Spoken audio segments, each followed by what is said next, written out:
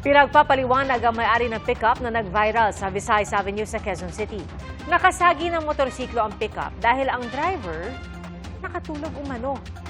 Saksi, si Tina Panganiban Perez.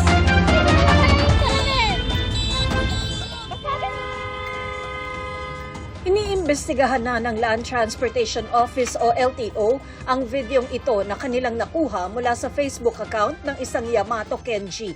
Kita sa video na mabagal ang andar ng pickup truck na ito sa Visayas Avenue, Quezon City.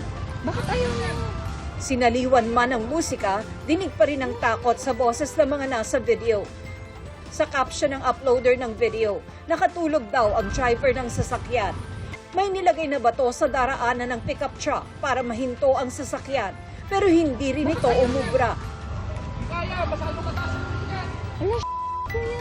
Binubusinahan din siya para gisingin, pero tila mahimbing ang tulog niya.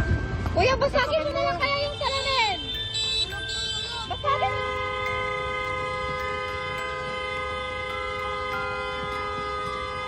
Naalimpungatan din kalaunan ng driver, pero hindi narinig sa video ang sinabi nito sa isa sa mga rider na kumalampag sa kanya.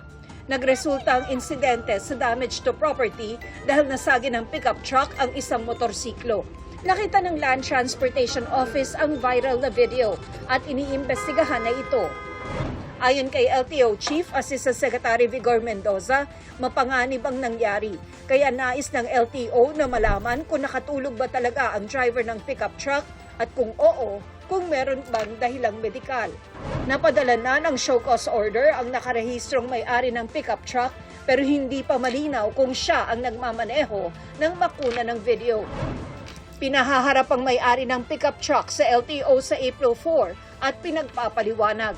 Sa kasalukuyan, nakaalarma na ang plaka ng pickup truck. Para sa GMA Integrated News, ako si Tina Panganiban Perez, ang inyong saksi.